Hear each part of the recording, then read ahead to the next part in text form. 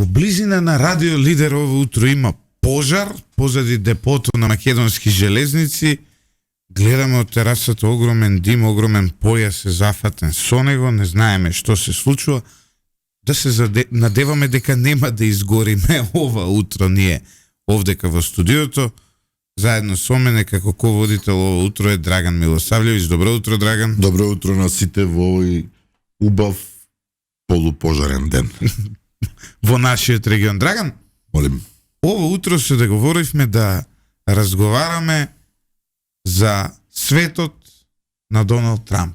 Односно, какви промени ќе донесе новиот претседател на Соединетите Американски држави? Да, големо прашање за кое што ќе треба да се барат одговори во наредните месеци секако. Ние вечерва, навикат од емисијата Моја вечерва, ние утринава го имаме надворешно политичкиот Коментатор.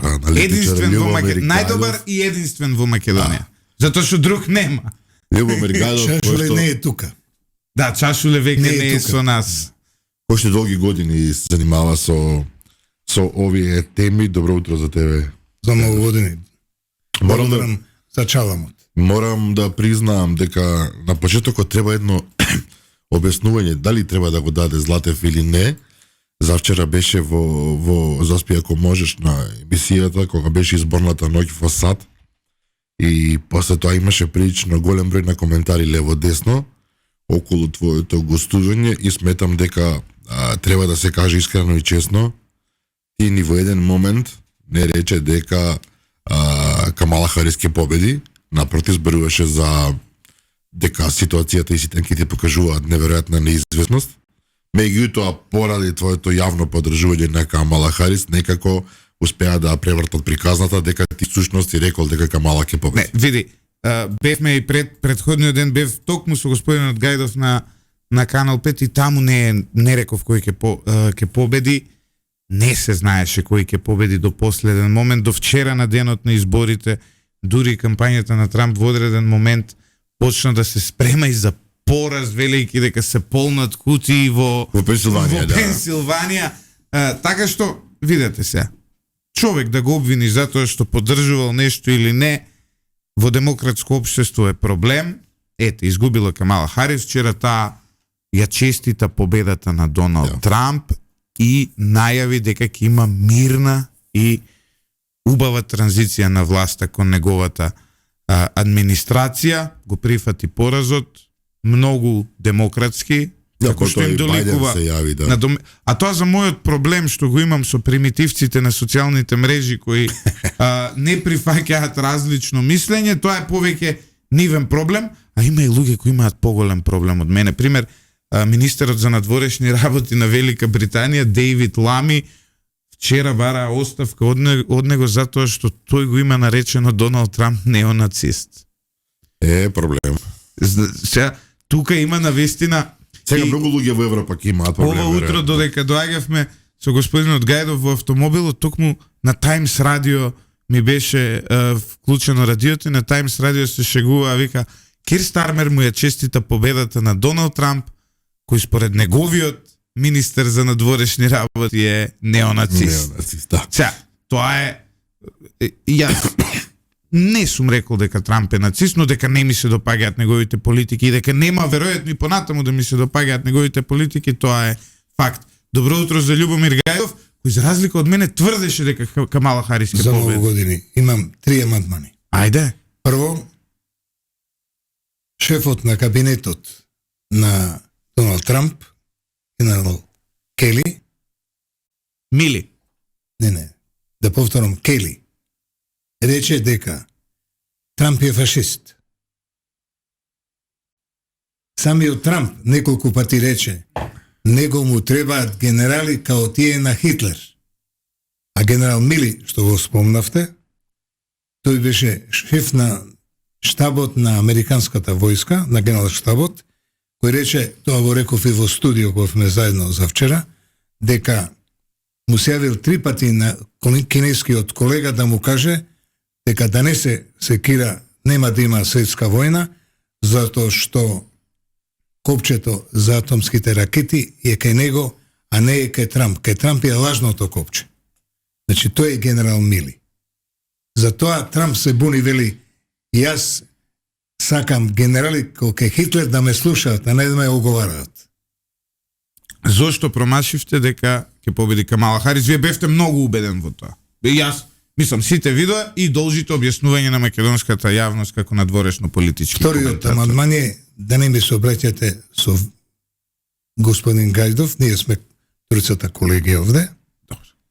А зошто? Ја и таму реков, ја бев заведен од таа книга, вие што ја цитиравте вчера во вашава емисија, дека тој гениалецот што го нарече New York Times Нострадамус, тој од 1980 година ги погодил сите победи и порази на американските председателски избори.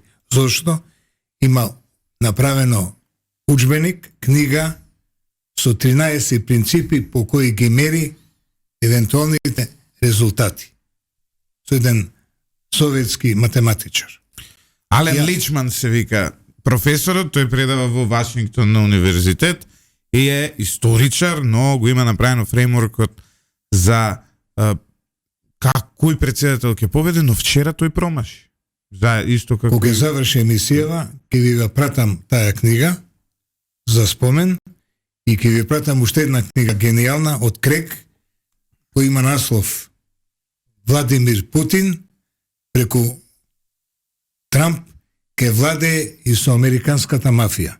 Вчера првпат го видов татко му на Трамп, а тој влегува во историја како соработник на тие советските агенти што Брежнев ги пушти наводно од затвор и од лудница, наместо да ги пушти тие кутрите мислители, филозофи, новинари, тој им прати во Америка неколку илјади агенти.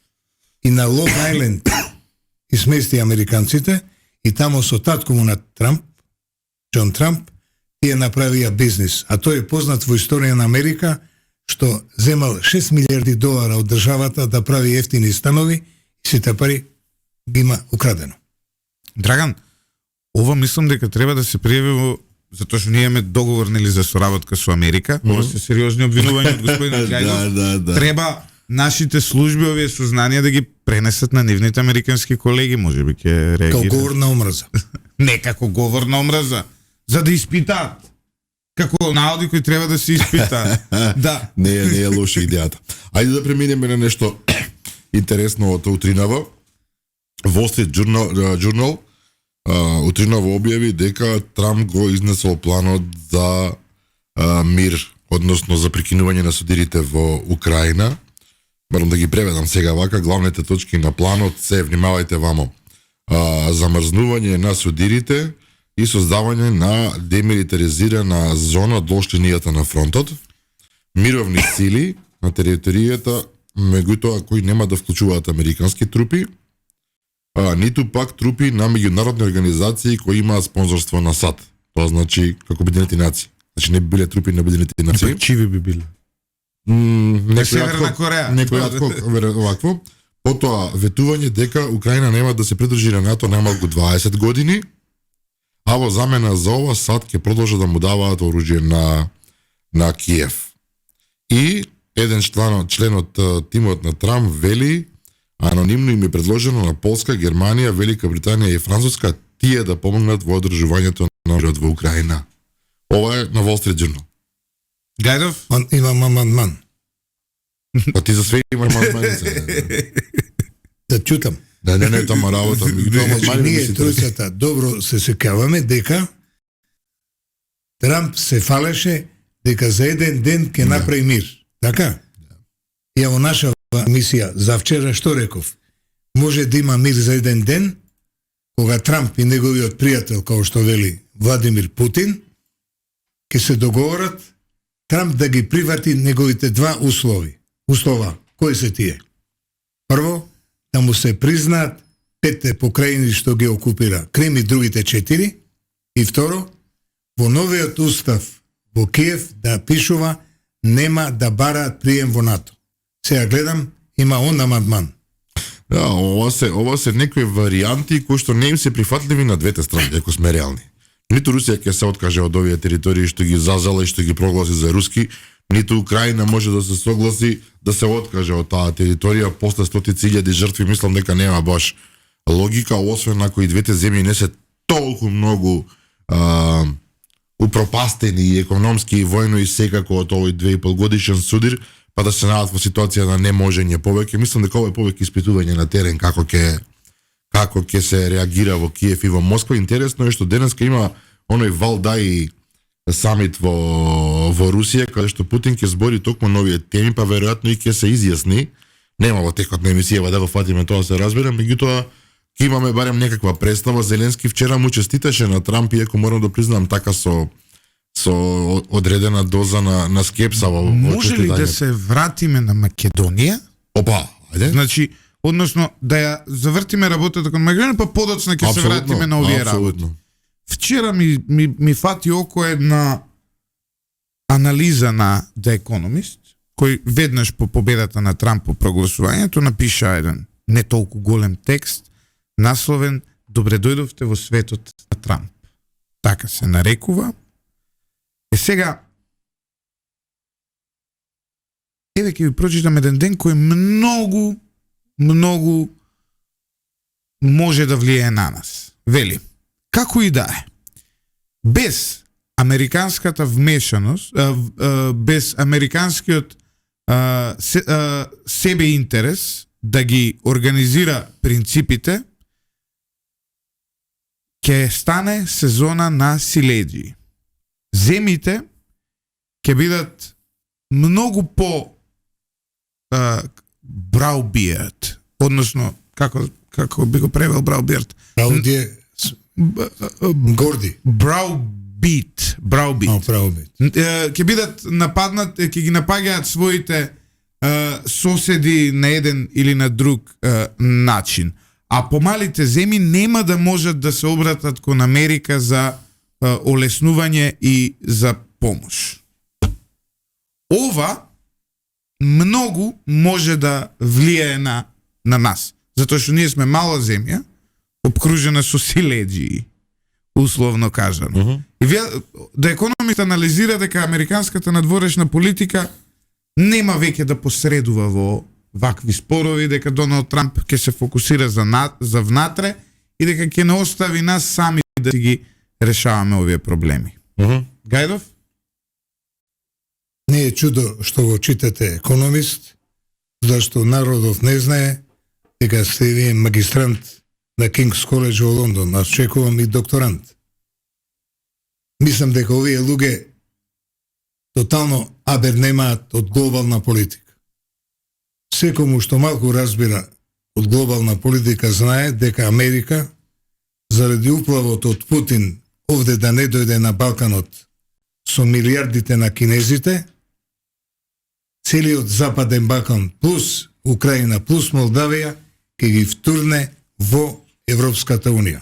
Според тоа, нема големи мали. Америка е заштитник на Македонија и на другите 5 плюс 2 земји. Според тоа, мислам дека овој авторот, не знам дали е подпишан или тоа е уводник, не подпишан уреднички текст. Значи не подпишан уводник, нормално, е погрешка затоа што Британија, што се уште владее со Балканот. Онаја книга, ако сте ја читали, веројатно Служба од Живалјевиќ, што го апсија во парламент.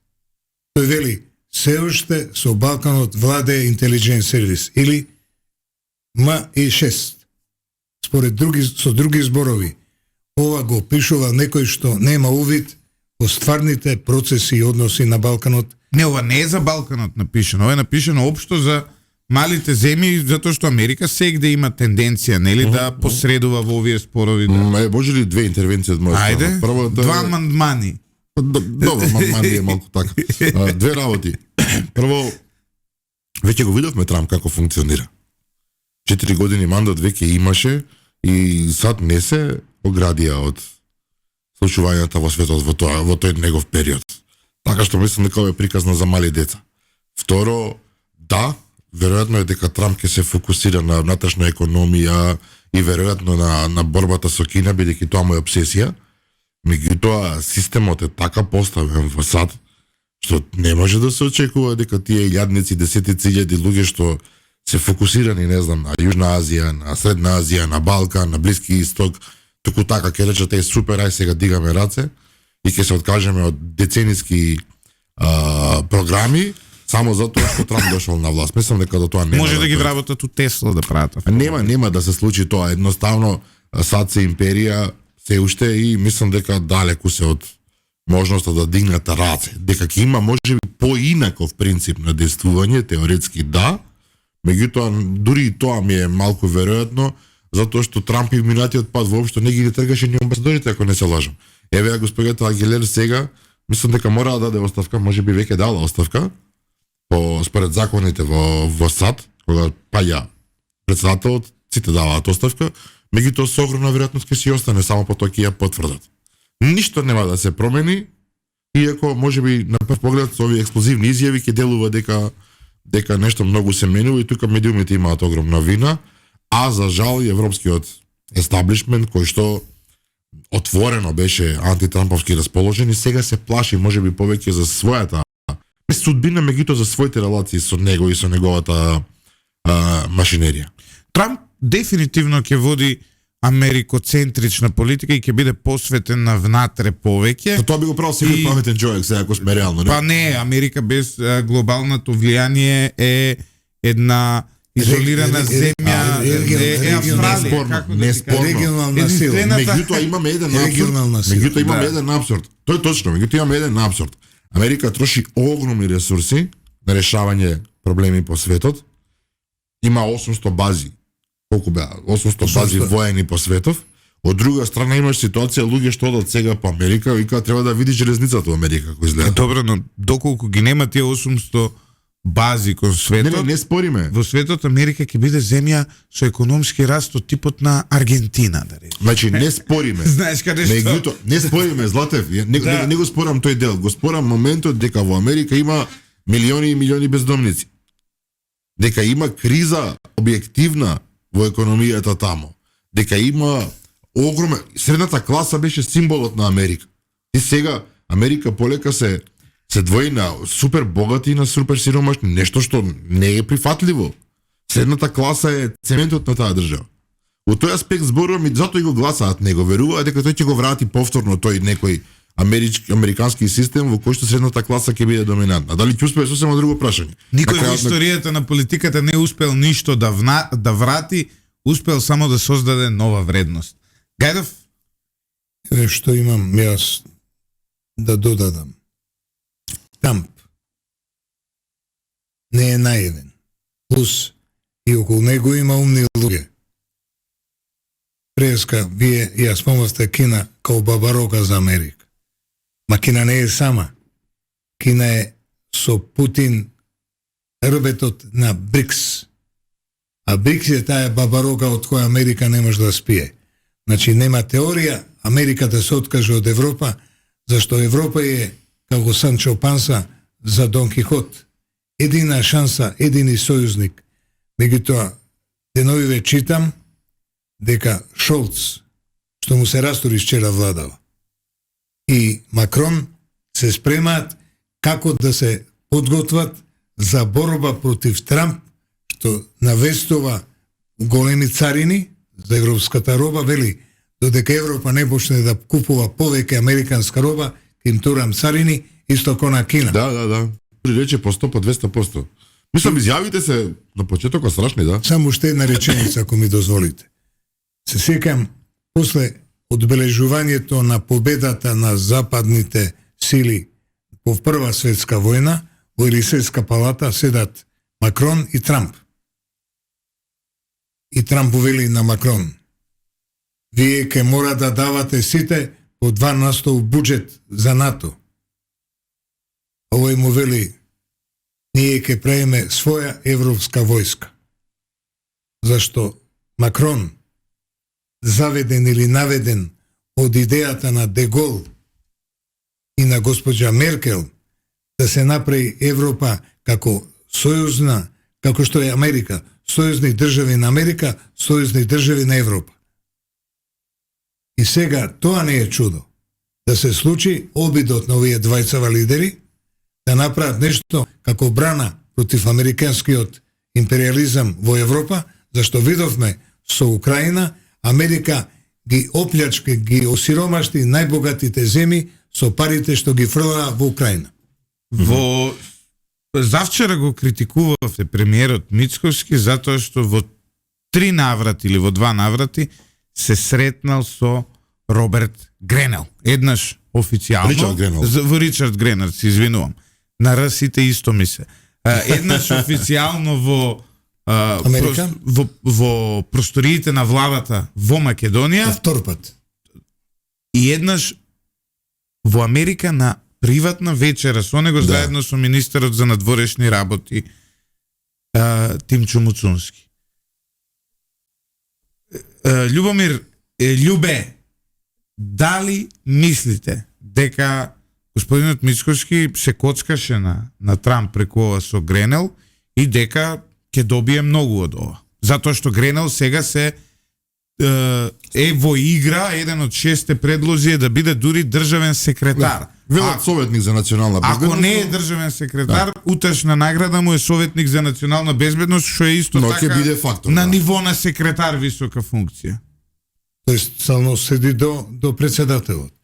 Имам тука еден мал амандман.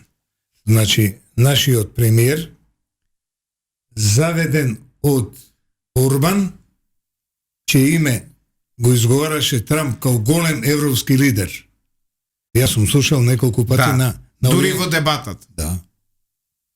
И затоа мислам дека тоа може да биде и добро, само имам тука една голема резерва. Она што цела година, јас меѓу другите, говоревме против Чебрин како голема измама на Ковачевски и на Заев, зашто договор што беше потпишан за грчкиот премиер за 850 милиони евра, а тој вреди 250 милиони евра, значи сакаше шефот на СДСМ, преправените комунисти и грчкиот премиер да дадат по 300 милиони евра. А што реков јас? Дека на 31 јануари 98 година на премиерот на Македонија Бранко Црвенковски му направи средба во Париз со француската финансиска елита, кој што 3 конзорциуми му нудеа интегрален развој на долина на Вардар со 15 хидроцентрали Бакшиш плюс брза пруга со 2 траки Куманово Евгелија. А сега слушам овде во емисија вчера дека ќе се правила брза пруга со не знам чиви пари, а тоа слушам дека чини 4,100 милиона евра. А ние можевме да добиеме од французите без пари 15 хидроцентрали и брза пруга. Значи Мицкоски според вас греши што уште пред изборите со Гренел беше во таква комуникација? Не, мислам дека проактивно мислел, а може би бил заведен од Орбан. И да бил заведен, ќе ни се исплати тоа за нас? Ризикот понекогаш знае да биде, многумина зборуваа на таа тема.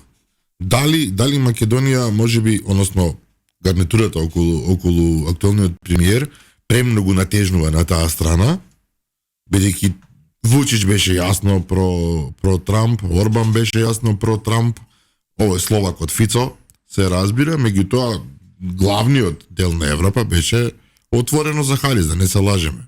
И ова беше еден вид на коцкање во кој што Македонија оствари резултат.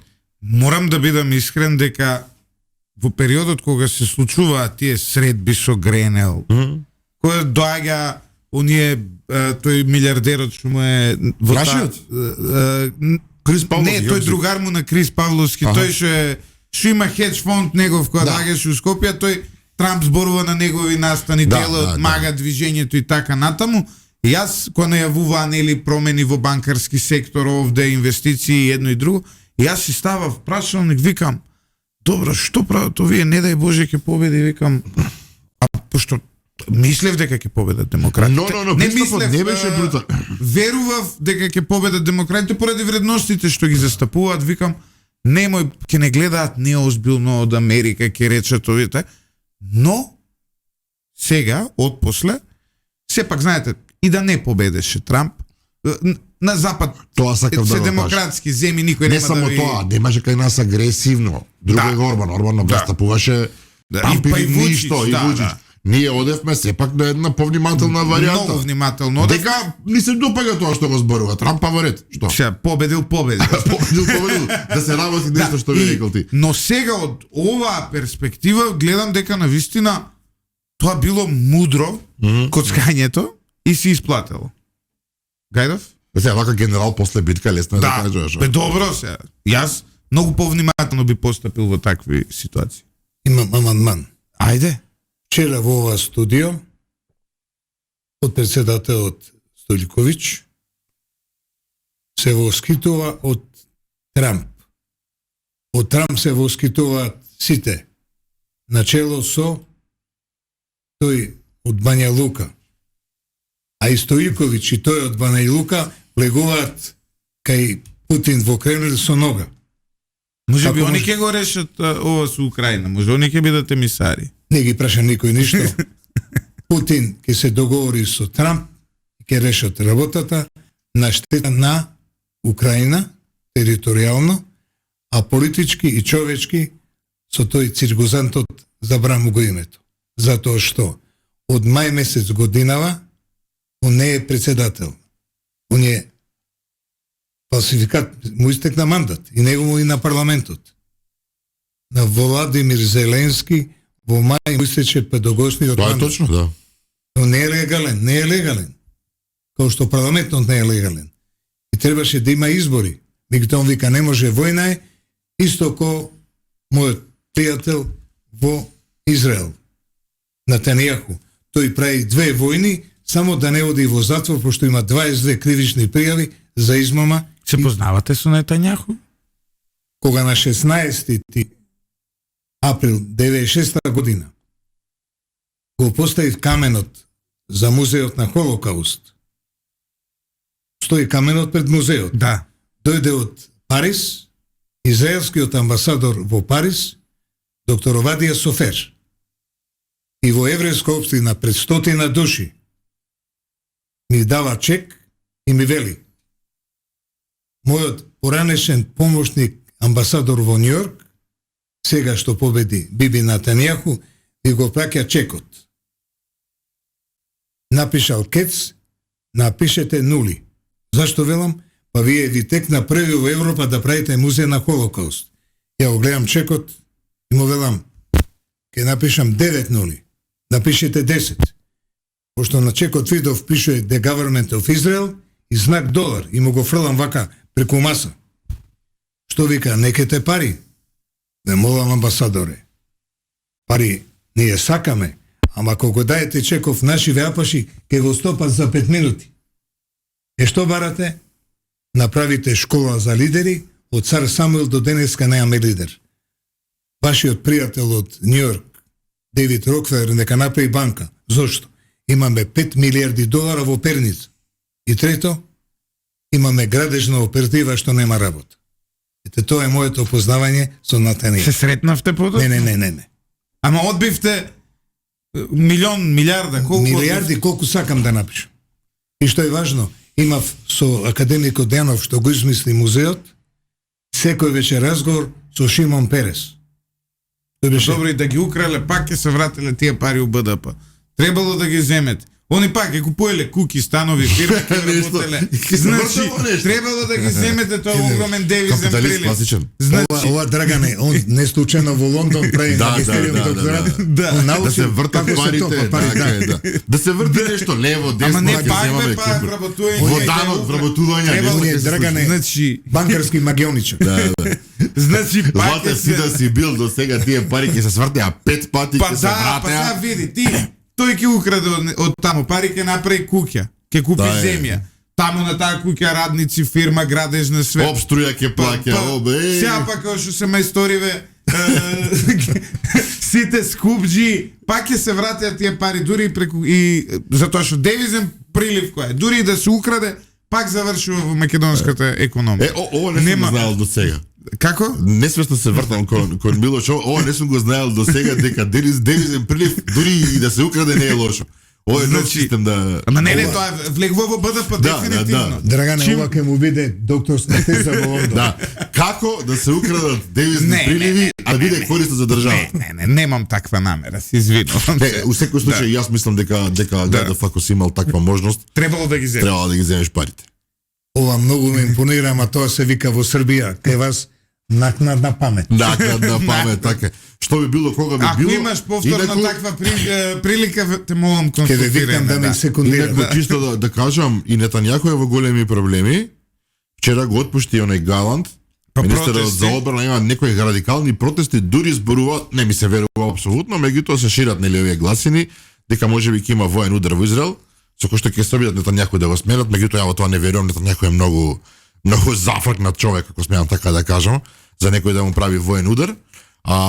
Во Германија спомна Гајдов, многу интересно и тамо. Го избрка министерот за финансии Олаф Шолц и сега владата му се клати во овој преломен момент кога во Се Америка се извинам, менува. тој е шеф на либералите. На либералите, да. И сега практично со тоа тие излегуваат од владата, остануваат само зелените и СПД. Да. Социјалдемократите. Така што и во Германија се случува еден своевиден па ајде да може и пуче песилен збор, но владата стои на стаклени нози и гледаш како нагло во неколку дена се наоѓаат неколку моменти кои што може да ги дефинираат наредните месеци. Само некако Венко Филипче надвор од историски текови Гајде, веќе пиче овој. Па во Дубај човекот си беше. Цар е и се слика колку е убав. Да, знаеш како, мене првиот печаток ми беше сега, окей, знаеш, приватна забава, отишол човекот, се сликал, она првото природно, па добро бе, што сега? Знаеш, отишол се сликал. Од друга страна, имаш партија која што ти се распаѓа во моментов. Добро, Гајдов, вие сте долги години дел од не само македонската, и од глобалната, сте се дружеле со глобалната политичка елита, сте оделе на приватни средби, сте ми раскажувале, сега да не кажувам и Има мина. стотина интервјуа со шефови на држави, влади и министри. Значи, во Америка сте биле дома кај, барем спомнам што го зборувате, Иглбергер. кај Иглбергер дома и така наму. Сте присуствували ли вие на вакви журки како таа на Филипче? Веканеле ли? Ова што вели Драган приватна работа, ама приватна работа не да ја дигне на интернет да гледа цел свет. Што ми можете со увод, кој што вика Вучич, па шта? Он може да се слика на жена му и на децата да им покаже. Ама не, добро, не беше од него тоа, Да, видеото од друг беше. Не, ама проблемот е sada само да блеска ќе му го проста тоа, знаеш. Sada само да е во одлична кондиција, ќе че добро ете. зел си иден Иглбергер одмор. организираше ли вакви журки? Иглбергер го познавам како почетник новинар во вечер после земјотрес, тој како секретар за економија во Белградска амбасада ги делеше тие 50 милиона долара од Кенеди за обнова на Скопје. Човекот научи македонски, голем македонски пријател. И кога бев со професор Сатикарио како ново избран председател на Македонско-израелско друштво, кај него да ни помогне за музеот, зашто он беше председател на Меѓународен фонд за помош на преживените од Холокауст. Му викам, кога ќе дојдеш во Македонија? Тој вели, кога ќе ми даете плакета почесен граѓанин на Скопје. Ние одиме со Сатикарио, Ристо Пенов, и му велиме, доаѓаме од Вашингтон, направи одлука на собрание на град Скопје, на нашиот голем пријател, што го нарекува, се сеќате и ве двајцата, Лоренсов Македонија. Да му дадеш почесен граѓанин на Скопје. Нема проблеми. После неколку месеци, американскиот амбасадор во Скопје на прием на 12 јуни кај рускиот амбасадор ме вели, господин Гајдов нема да дојде Лари. Зашто нема да дојде? Овие вашиве таленти му даваат плакета. А тој сакаше да дојде во Скопје, во парламент да говори на македонски јазик. Има ли поголема поддршка за Македонија од тоа? Нема. Интересно. За журкиве не ми одговори. Правеше он, организираше, во Америка сте биле кај него. Лорен Сигербергер е многу скромен човек. Стана богат кога беше партнер со Кисинџер во Њујорк и сум бил на еден ручек и во еден момент, као што ручаме, тогаш немаше мобилни телефони 84-та, келнерот му носи на кисечен телефон со жица и му вика: професоре, ве бара саудискиот крал. Кога слушнав тоа, ја рипнав и избегав. И стојам, и кога заврши разговорот, Иглбергер го праша: колку заработи? И он гледа на час. $1,000,000. Како викам $1,000,000? Па мене 1 сат консултација ми е $1,000,000. Ево таа сделка Иглбергер стана многу богат. И кога се вратил од Њујорк, жена му купила вила 2 часа околу Њујорк. Зашто викам овде купивте? И она вака ми покажува како шестар. Овие 2 часа вилата ја купи, вика, $5,000,000. Ако ја купев внатре, ќе требаше $15,000,000. Зашто да дам? Нема потреба. А таа го вози аутото, вика, ја слушам музика, овој дебелиот спие, гајли немаме. Значи ништо од журките на Иглбергер. Иначе, за нашите слушатели да им биде појасно, Лоренс Сиднеј Иглбергер е американски државник и дипломат кој за време на Џорџ Буш постариот служеше дури како државен секретар, Secretary of State. Имам еден амандман. Повели? Кога бев известувач од Париз, од конференција за безбедност 90-та година, читам во International Herald Tribune, тоа е всушност паризско издание на New York Times и Washington Post. И прва колумна пишува ЦИА за 18 месеци крвава војна во Југославија. Тоаш, он беше заменик државен секретар. Севам во амбасада, викам: дајте ми го Лари Иглбергер. Што е бе, вика, во Париз сум, дојде, вика. Што е ова, го прашам? Тоа што читаш. Бе, како си толку наивен, викам, да кажеш дека ке има крвава војна, па кој ке се бори со ЈНА? Ти си бе наивен уметник, ми вели. ЈНА е национална војска? Не. Па таа ке се распадне ко партали. Еве, и момент, и не за 18 месеци, после 7 месеци не цели, тоа беше 16 ноември 90-91, кога Словенија и Хрватска прогласија независност, негде во мај почна војната. 24 јуни, кога прогласија, почна војната. Гајдов, еден слушател вели дека треба да ти се суди треба за велепредавство затоа што не си ја земал милиардата од Нетањаку. Значи, кај се не милиардата, него милиардите. Милиардите не си ги земал од Нетањаку. Не, се добро. Покажал скромност. Да, затоа Ирена Василева. Се извинам се. Имаше уште 2 пати. И Нобеловецот Ели Визел ми даде во Бостон, Кодев, во Дејтон, исто чек. Момент. Кој? Од кој? Нобеловецот Ели Визел. Добро. Кој што до лани дур беше жив, ја отвараше конференцијата во Давос, Светски економски форум. Второ, со владиката Наум и со професорот Садикарио, кога на 26 декември 1999 во Американскиот демократски институт бевме кај шефот, што ја замени Медлин Олбрайт, кој вика: што вие се баравте да дојдете ке мене на католички Божик? Му велам, нашиот голем пријател, првиот амбасадор Виктор Комрас ми рече, кога ги посетуваш американските еврејски лидери за музеот, оди да го видиш и овој талентов. Па кого сте виделе? Му бројам, овој и бевме на 21, значи 5 дена пред тоа, дома на вечера, кај Нобеловецот Визел. Кај кого сте биле? Кај Нобел, он рипна. Па тој ги држи Хилари и Бил Клинтон вака во шака. Извади чек да подпише. Чекот не ни треба, нам ни треба памет, а не пари. Значи, цела историја се цела околу парите. Многу му нудат пари на Гајдов, он ги одбива. Ако ги земат парите, наши апаши ќе ги украдат. Еве имаме од соседна Бугарија еден коментар. Кога ќе разберете че в политиката няма пријатели, всеки се гледа интереса.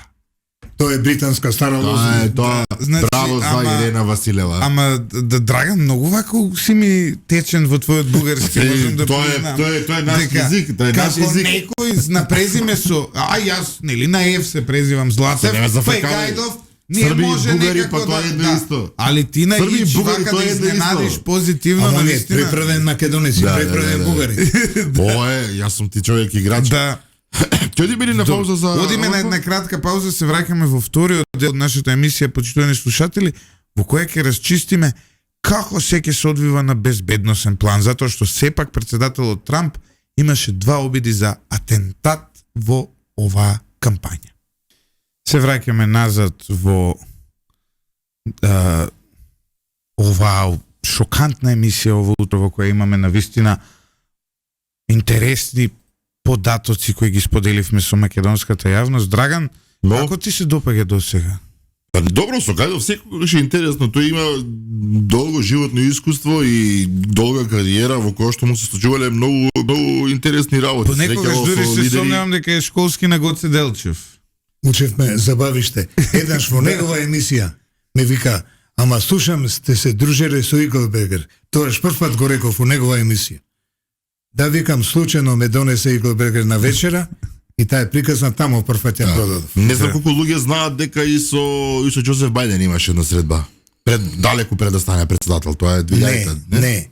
На Американско-еврејски комитет во Вашингтон од секретарот на Стейт департмент не запозна со Маккейн.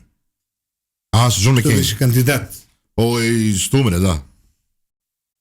Сенаторот Маккейн. Кога, да, и беше кандидат, нали? Така е, така. И кога разменивме картички, вика, ај, па јас сум македонски сенатор. Како бре македонски сенатор?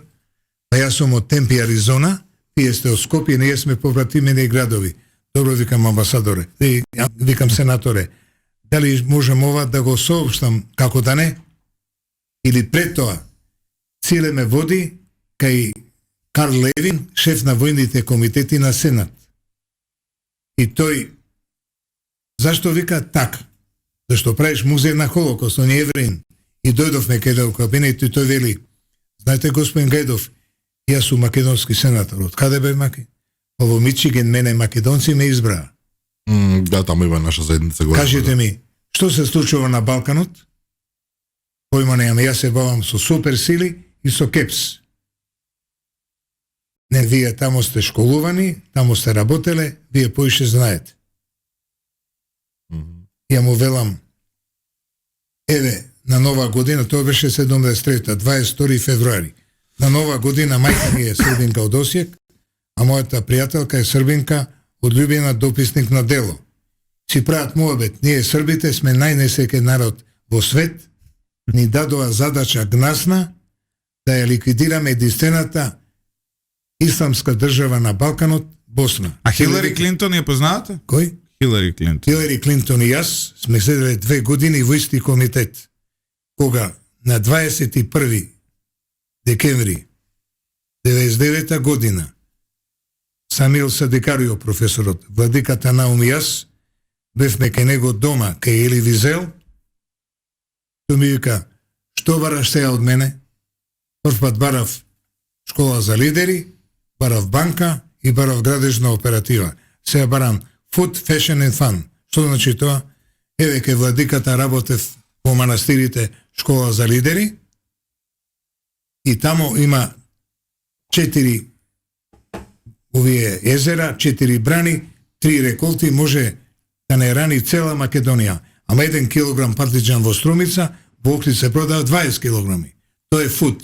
Фешање, имаме стотини фабрики за одела и чевели. И трето е фан, туризам. Напише, вика, тефтер на 10 странички, ќе го дам на ревизија и одиме да ја спасиме Македонија. И ќе направиме Американско-македонски комитет. И го направивте? Па каде е, бе, Можам Злато? да завршам? Да. Да. Еве, вика, сега веднаш вас тројца ве именувам за службени амбасадори, плюс председателот, плюс премиерот. А вие американците, викам, кидам сега со жена ми во Париз и у петок ќе се вратам, тоа беше понеделник. Ке ви кажам. Сејаваме во пето ке него и ми вика секретарката, професорот отиде во Ерусалим, не во Витлеем, на гробот на, не на гробот на кај што е роден Исус, и рече да го донесете премиерот во Штокхолм на 26 јануари на прв форум за Холокауст. Ја, владиката и садикарио го носиме Љупчо Козаек, Козаек, и му вика, дали вие се слагате со мојата визија за помош на Македонија? Како да не вика? А дали вика вие прифаќате учество? Како да не? Овие тројцава, тие ми се другари. Добро, вика, готово. Како бе готово, му викам, а вашиот тим? Имаш предлог? Имам. Кажи. Лоренс Иглбергер. Одлично. Бжежински. Од кај Бжежински? Па многу му е симпатичен на сами, викам. Не заборавите и жена му и мајка му се еврејки. Хилари Клинтон одлично. Бил Клинтон не може. И така натаму. Чекај, ти сакаше во тимот да ги ставаш Бжежински, Хилари Клинтон и Игелбергер. За Македонија. Имам тројца живи сведоци. И ги стави? Добро, како не? Да завршам. После 6 месеци доаѓа тој Лео Крамер, големиот банкар, да види што народ смени да купи виното и тутунот. И ми вели, да ме носиш кај архиепископот, имам понуда за $1,400 пансион да правам манастирски туризам. И во Калишта сум го наредил целиот Свети Синод да им продавам културен туризам. Тоа се возводи Стефан, ми вика, ајде да те шастам. Што ке ме шастите, ваше блаженство? Ке те носам во Десарет, има конгрес на македонските лекари во странство. Што ме боли мене конгресот? Ке те запознам со тој албанчето што е Нобеловец. Фино. Идеме во Десарет, ме запознава со Ферид Мурат, знаете кој? Да. Здраво, здраво, викам, дали би сакале да бидете член на Американско-Македонскиот комитет? Кој е таму? Му ги бројам. Рековте Хилари, да не ме лажете. Ама бе, викам, професоре, чекайте, викам, мангупот. Се качи у хотел и се враќа после 15 минути. Не лажете, ве поздрави, со голема чест ке дојдам во вашиот комитет. Значи, 2 години седела со Сте мене го во комитет. однеле таму и владиката Наум. Со оглед на тоа дека сопругот на Хилари беше дел од една јавна бластфемија, нели, Да. во Белата куќа со Моника Јавна бластфемија, рече цар. на Моника Левински. Левински. Не се понудивте малку да го окати, бил... За тоа речео не, имам амандман. Моника Добре. Левински во Лондон, ваша колешка, во исти апартман живеела со кого? Со најубавата албанка Ермира Мемети година дена. Ау. Колку е мал светот. Ау. А добро, што веднаш со комитетот сега? Вака оди комитетот. Значи, на Не два- сум знаел дека Хилари Клинтон, ја тогаш за Трамп бев за неа, ако сум знаел дека она била во комитет за Македонија, човече. Може би ја пресудната Може да поддршка одговорам на ќе ја даде. прашањето. Да разбере. На 29 јануари 2001 година со Ден Дончев, директорот на Телеком, пишуваме платформа, оди во Париз утре, да се види со Бил Гейтс, да му понуди хотелот на Телеком во Охрид, да го направиме International Leadership Center, Бил Гейтс. А за возврат, од тоа што моравме да пишеме бивша Југословенска, да не го симне тоа. Во меѓувреме се јавува од Давос професорот Визел. Кога ќе дојдете? Утре. Кога ќе дојдете?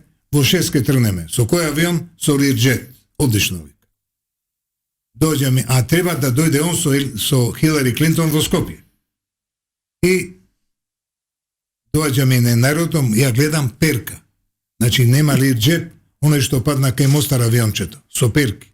Да? И му викам на садикарио, ја не одам. Како не одиш? Ја да го возам Ели Визел и Хилари Клинтон, што ги донесов пердани во Скопје да им кажат на албанциве ке ве вратиме дома во името на Клинтон, што дојда со Air Force One, да му кажам ке те возам за Скопје со авиончето на Паја Паторот. Ти будала си му. И овие двајцава пилоти што загинаа во Мостар, почна да плачат. Што вие вика? Абе, господин Гајдов, не ни даваат плата, овие $350 дневница, месец дена ќе јаде фамилијата. Ајде, викам, отидовме ние во Давос, късмет, што госпоđа Клинтон се вратила дома да се сели од Бела куќа. Потрнавме ние од Давос кон Женева, кон аеродром, ме праша Еди Визел, за колку време ќе стигнеме во Скопје? За 3,5 сата. Како за 3,5 сата? Ја го лажам. Кога премиерот отишол во Осло, му пукнала гума на авиончето, а вие сте, вика, будали сите. Аман, професоре, ако не ми обезбедиш утре авионче, Скопје, Париз, додам на Хавелова награда, ништо нема од таа работа. Добро, ја му севам на Срđan Керим, кој ми издржа за авионот. Му викам, срам те било, си ни дал авион од Паја Паторот. И он вика, па што бара професорот, да му дадеш утре авион, Скопје, Париж. И Бил Гейтс не отвори хотел во Охрид.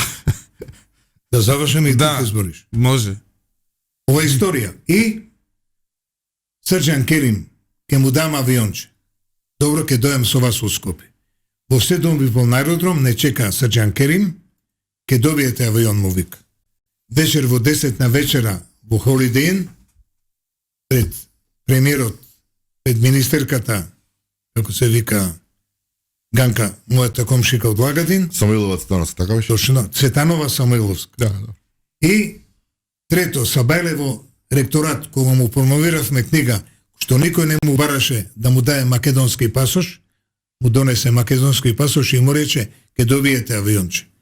Во 12 кога влеговме во парламент да говори на јавна емисија, на јавни пренос, му рече, ке добиете авионче. Во 2 сат на ручекот, вика, ке ви дам авионче. Кога дојдовме народом, додиме за Париз, ми пријаѓа еден од контраразузнавање, вика, господин Гајдов, ми дадоа 2 карти да го возам професорот Скопје, Љубјана, Париз. Пошто овој знае 100 јазика, ми вика мене, те сакам ко син, и ти си филозоф кој јас, ама и ти лажеш ко твои македонци. Ја му симнав торбата со компјутерот, му остив на цемент, се качив у тој мој службен Мерцедес, дојдов дома, му севам на Плевнеш, амбасадор во Париз. Во Париз, да. И му велам, кога ќе дојдете? Му раскажувам тој, му велам, ќе дојде или Визел сам, и чекај го, зашто вети ќе оди со тебе на вечера. Ама кажи му дека е нефер према мене, зашто денеска и на промоција на книгата во ректорат и во парламент имав една црна чорапа, една тегет. Зошто? А ми исклучија струја, немав пари да платам, а земав 1.000.000 марки за трансформација на Телеком. Јас изгубив умаветов, морам да ти признаам. И ова е крај. Кога дошол Ели Визел во Париз, рекол, го чека министерот за култура на Франција, го чека амбасадорот на Америка, на Израел и на Чехија, и вика, фала што ме дочекавте, ама ја вечерва ќе одам на вечера со македонскиот амбасадор, мојот колега Плевнеш. Јордан Плевнеш, да. И он вика, да паднам у несвест. И вика, а 1000 новинари го чекаат, он е нов Исус. И вика, дали има грчки новинари? Да ги оставите македонците и Македонија, зашто во Библија има само 2 имиња. Израел и Македонија. Тука ќе застанам, зашто требам дека Кој може... тоа го кажа? Или Визел, еве го, тука е Плевнеш, ректорот на Европски универзитет, може ова све да ви го повтори лично. И Бил Гейтс не отвори во тоа што треба. А зашто не го отворил? Зашто се скаравме ние, овој човек во парламент не го промовираше тој комитет.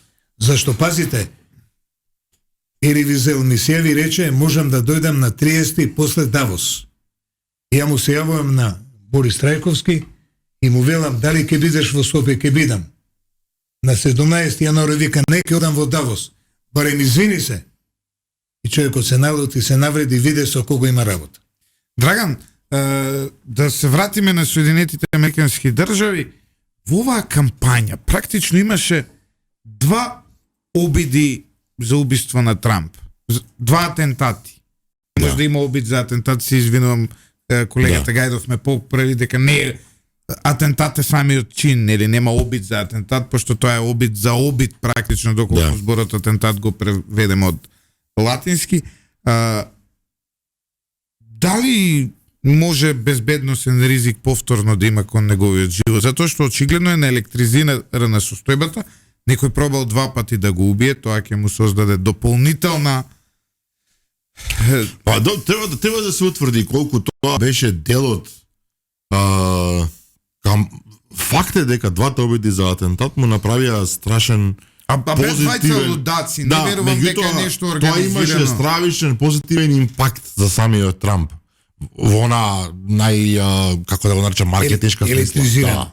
Затоа што во такви околности народот некако природно застанува со човекот кој што е евентуална жртва на напад, затоа што сваќа дека човекот нешто навистина сака да направи, еве сака некоја длабока држава да го елиминира.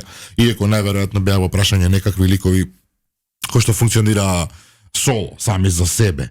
Меѓутоа, двата атентата мислам дека му завршија голема работа на Трамп, а околу тоа дали ќе има пак, да не се лажеме, американскиот претседател е најобезбедуван човек на светот. Може би израелскиот е само по-обезбедуван. Тоа сега да дојдеш до Трамп е практично, до сега беше невозможно, а од сега поич. Така што мислам дека не, но остане забележано и ќе треба да се истражи целата позадина на ова, затоа што не е шега некој да се обиде да убие човек кој што е најсериозен кандидат да биде претседател на Америка. Лидер на слободниот свет. Па сега така му доаѓа. Гајдов? Амандман имаме. Вас двајца искусни новинари ви промахна една голема вест дека шефицата на Secret Service била телохранителка на сопругата втора на Бајден. И таа е виновна што немало комуникација меѓу агентите на Secret Service и локалната полиција. Иако некој обичен граѓанин рекол, гледате го дој таму на покривот со пушка и не реагирала полицајците. Така да, ова не е наивна приказна. Значи, во големата може повторно да има обид некаков? Не, нема, фино рече Драган сега, почуваат, не може да ни пиле да прилетат.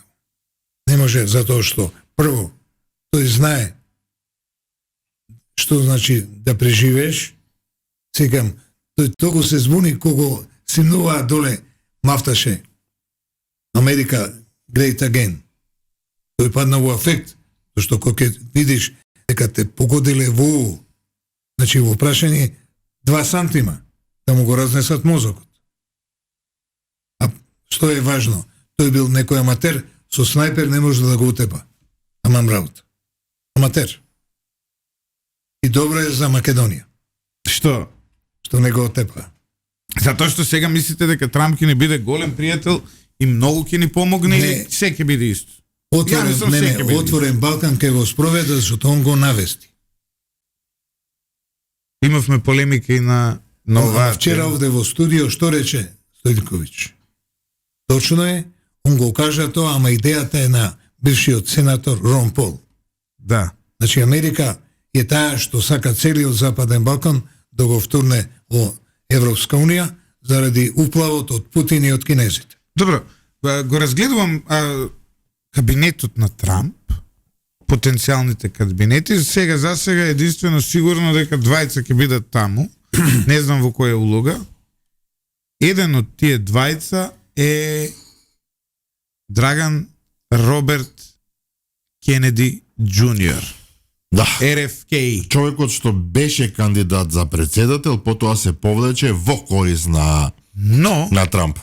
Она што е демократ по убедување, меѓутоа премина на страната на републиканците. Она што е кандидат. Да. Без партија. Она што е симптоматично е дека тој човек е заговорник против вакцините. Ја да електризира неписмената јавност во Америка, оние кои не знаат дека луѓето не треба да се вакцинираат, дека вакцините се штетни. Добро, ама тоа е мислени заради ковид пандемијата и куп работи поврзани со Pfizer, со за другите вакцини беше против. Амандман имам, исто и Трамп е таков. И сега, вакцините го имаат дуплирано животниот век на луѓето. Да не беа вакцините, и јас ке бев негде во тамо последниот дел од мојот живот, при крај ке бев на мои 30 години, ке имав уште 10 на 15 години за живење. Господинот Гајдов одамна на друго место, на друго место. Одамна ке беше на друго место. Тоа не е спорно. А и ти, Драган, ке беше кај да е негде при крај ќе беше негде, така што вакцините имаат огромно влијание на човештвото и сега наеднаш таму секретар некако во кабинетот на Трамп ќе биде човек кој е против вакцинирање генерално. Против, знаете, и тоа не е озбилно. Овие лудори по интернет во Македонија ја вратија магарешката кашлица. Да, добро. Во Соединетите американски држави врати полио. Џон Кенеди, Роберт Кенеди, така не Џон Да. Кенеди, Роберт Кенеди Џуниор го носи товарот на своето големо име. Тој е директен наследник на семејството Кенеди, кој што дала и председатели и сериозни луѓе, тоа е практично американската аристократија и од тој аспект тој повлекува. Кај многу луѓе во Америка тој е синоним за американска аристократија, за луѓе од најголемата елита.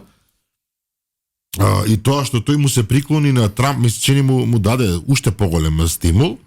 Сега околу овие вакви прашања, моје мислење е дека ако било во прашање некој облик на пропаганда кон одредена целна група, завршил работата.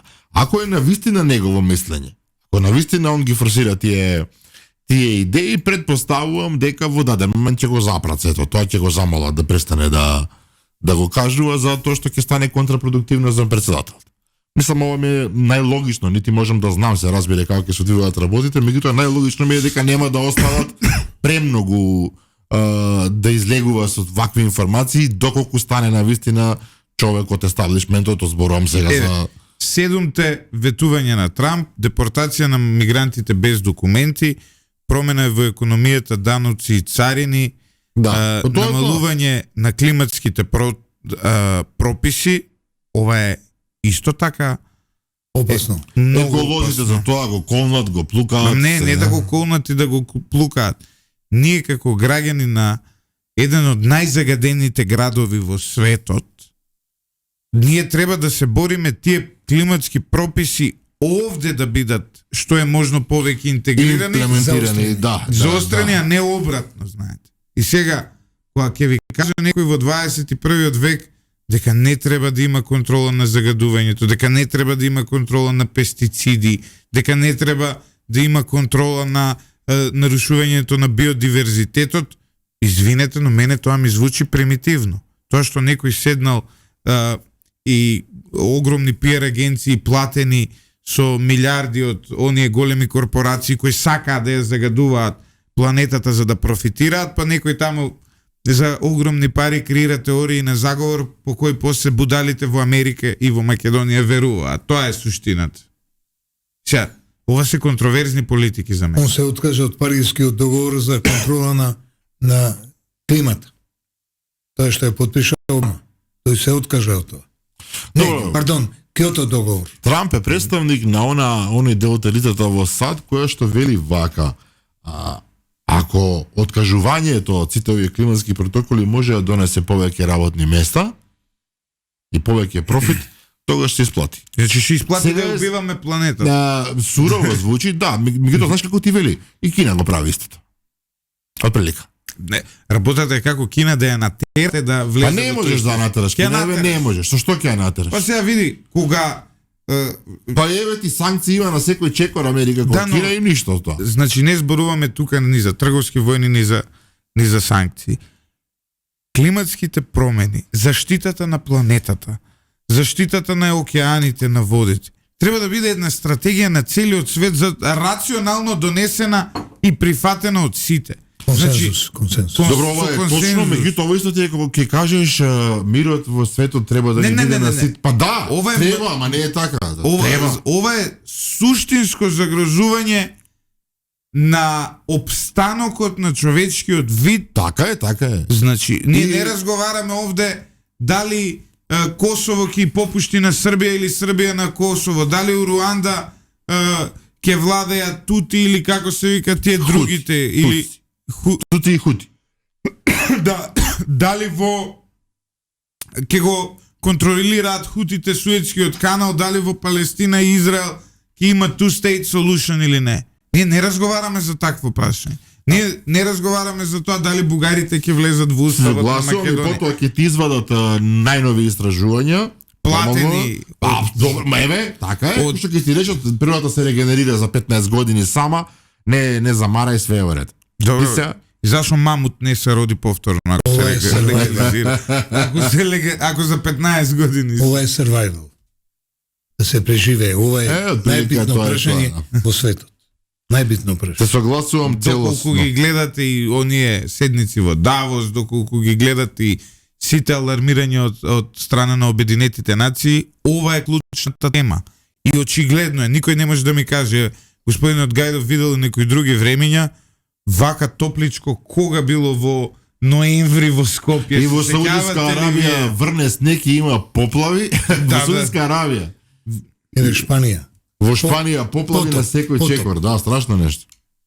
100 и колку 200 мртви. Од дошт. Но, тука морам да ти кажам. Дали ги читаше овие фанатици, многу ми се јаки овие типови што заговараат заговор, вели Шпанија си спокара со Израел, Само пред микрофонот Да. да го малце. си спокара Шпанија со Израел и веднаш го запалија овие Харпот и ба поплава во Валенсија. Бог да чува. Бог да чува. Да. Што да кажеш? Ето и тоа има на свет. Бог да чува е работа. Вака вика ги го запалија Харпот, вика и ба поплавите, шла по Валенсија. Значи не сме криви што со години никој не внимавал на air pollution, никој не внимавал на загадување, никој не внимавал на тоа какви пестициди става во земјата, какви тешки хемикали. Никој не е виновен за тоа. Виновен е Израел. Да. И со Харпот. Истото и овде. Имаме, вика, епидемија на рак у Македонија. Од што била епидемијата? Од 5G и од што беше друго и од вакцините. А Да. не е епидемијата од тоа дека живеете во најзагадениот град во светот. Немате никаква контрола какви на пазар какви продукти ви се продаваат. Дека тоа се е со пестициди од најлош вид, како што се штетни за паразитите, така се штетни и за човекот. Тоа не е. Повелете. Имам еден амандман. Пред 2 години имаше една голема конференција во Ману, кај што мојот реферат имаше наслов Екоцидот е последица на морално лудило. Луѓето не се критични, тоа што зборувавте вие двајцата, не гледаат дека ова е да се преживее, гајле немаат. Гајле немаат. И затоа гинат луѓе повеќе него од војните во Украина и на други места. Статистиките се страшни во секој случај. И така. Само секунда. 22:15, ков 10:15. Еве, вели Ване Навика од Ване вечерната Денковски, емисија. Русија и Кина БРИКС само напред, другарче се е вредно, ти со Русија, со Кина и со БРИКС имаш трговска размена колку што имаш со Косово. Значи, вкупно сите да ги собереш у БРИКС, тие колку со Косово. Е сега како тоа ти ќе го изменаџираш, ја навистина не знам, како ти ќе влезеш во трговски односи со земји со кои немаш никаква инфраструктурна поврзаност. Не знам. Тоа не ми е јасно. Убаво е вие што си верувате во одредени бајки, но тие бајки колку може практично да се реализираат, тоа е клучното прашање. Вика, ще ви натискат да строите коридор 8, заштото им е стратегически интерес, ништо друго няма да направат. Ова истата господја, нели? Да. Па добро, Пишува реферати од преска. да. Убаво е да имаме, нели? Па, Ги гледаме добро. Бугарија. Слушак или е платен од Не е важно, меѓутоа секако Па добро, поздрав јас за за без неа. пари нека не би пише. гледал бугарска емисија. За да бидам искрен. А она за без пари гледа македонска емисија, така што Госпожа, само напред. Значи, нема никаков. Мадам, само напред. Да. а можда е мажна за некој од нашиве таленти. Не, бугарите се близок народ, да не заборавиме.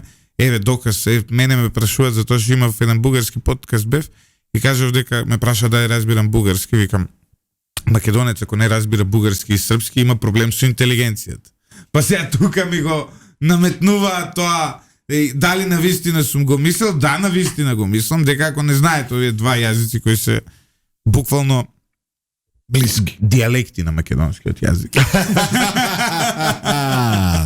Значи Батото. тогаш на вистина се шегувам многу. Минатата емисија заговараше да се направи партија на македонци со пасош и бугарски, да им лупнеме 250.000 таму поможеше да им бидеме втора сила, сега им кажува дека српски и бугарски се дијалекти. Па видиш, Златев, имаш феноменални идеи. Не, моите феноменални идеи, еден човек на вакви детски Докторат ќе размислувања направи. и детски идеи што има, нешто ќе направи докторат. Со вакви детски идеи Доналд Трамп стана председател на Америка. Сега да бидеме искрени, затоа што неговите идеи од прилика изгледаат вака. Да седнеме да направиме. Значи, да, неговите идеи од прилика изгледаат вака. А се Па извинам, дали тука ќе ги внесеш и нашите од Албанија? Како? Нашите од торбешите што ги прогласија за бугари. Па не ги прогласите и сами се попиша. Ама со бугарски пасош. Па се добро, тоа се нивна. Зашо ние не им дале? Ево, тука наоѓам грешка кај нас.